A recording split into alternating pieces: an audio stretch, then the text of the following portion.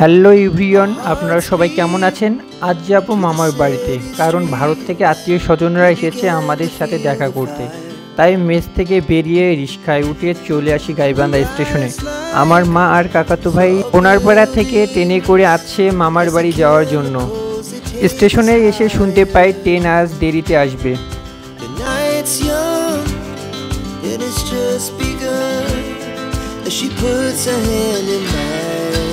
ট্রেনের জন্য অপেক্ষা করতে করতে আমি তো বোরিং হয়ে গেছি।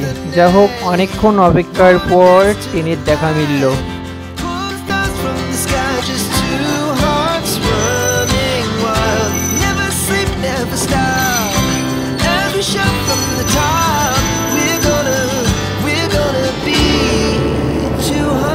ট্রেনের কোন বগিতে মা আর ছোট ভাই আছে তা ফোন করে শুনে নিয়েছিলাম, তাই আর খুঁজতে হলো না।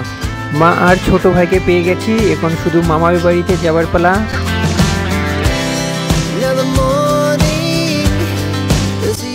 অবশেষে মামার বাড়ির স্টেশনে এসে গেছি, এখন ট্রেন থেকে নামার পালা। নামতে গিয়ে এ কেমন কাণ্ড, যাত্রীদের নামতে দিচ্ছে না, ওরাই আগে ট্রেনে উঠছে।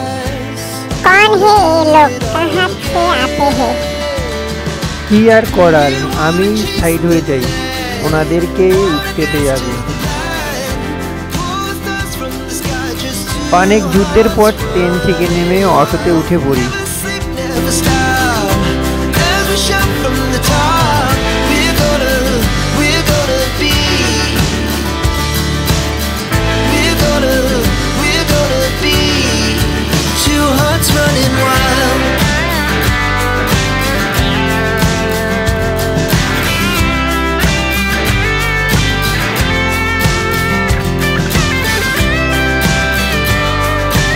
জার্নি শেষ, মামার বাড়ি মাটিতে পা রাখলাম। তারপর মামাতো ভাই বোনদের জন্য চকলেট, বিস্কিট, চানাচুর ইত্যাদি নিয়ে চলে গেলাম মামার বাড়িতে।